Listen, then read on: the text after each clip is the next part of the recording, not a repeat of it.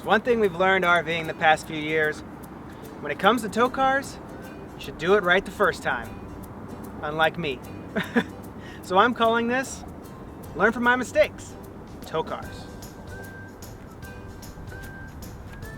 First off, if you don't know what a proper tow bar setup looks like, then watch this video right here. I'll wait. Okay, so you're probably wondering why this is broken, why this is broken, why this is broken.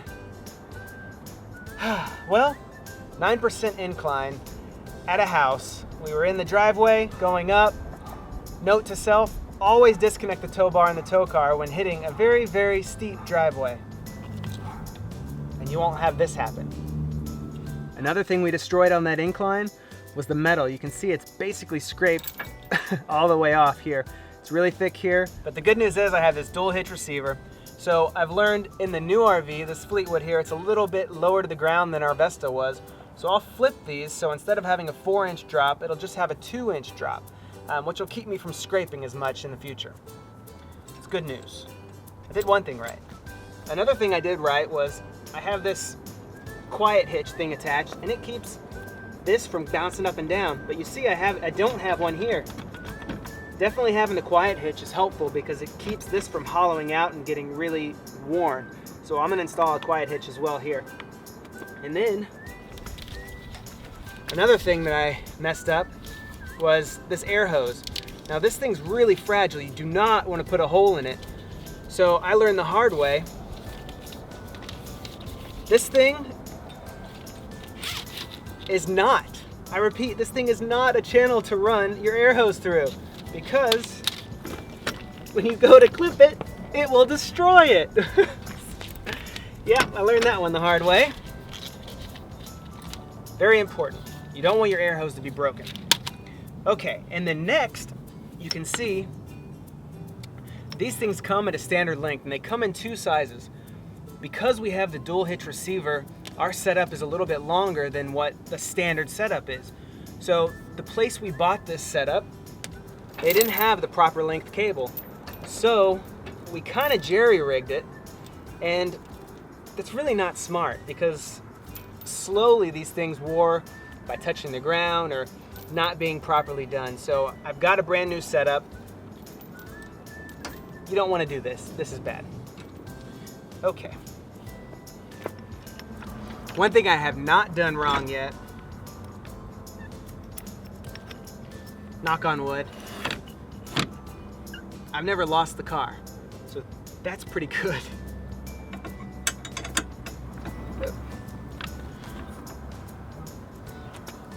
This leads me to my next point. Make sure your tow car is done the right way. It's pulled up perfectly so you can attach both at the same time. I did this once. I tried to kind of make it work. Now come here, let me show you. Let me show you up here. One time when I didn't connect both of the bars correctly, this is what happened. See that nice crack? Yeah. Poor car. One of the bars was locked and the other was not because we didn't have it at the correct angle. So what happened? Did this, the bar tried to collapse and the bike rack, boom, hit the car. Another mistake. Great. So make sure both of these are locked and connected properly before you drive off. And my next major mistake on this poor little tow car has to do with a jerry-rigged install. We decided we weren't sure how we wanted to install this or where we wanted to install it. It should go right here. For whatever reason, we decided not to put it there, and we decided to leave it like this. So we have to do this every single time. And what did Jason forget to do? I forgot to lock down the hood. So as we're driving, I see in my back camera, woo! Fortunately it has a little leash, but see that? I had to saw off the corner of the hood because it was dragging on the ground while I was driving down the road. Yeah, Nikki didn't let me live that one down for a while. What's next? What other mistakes have I made here?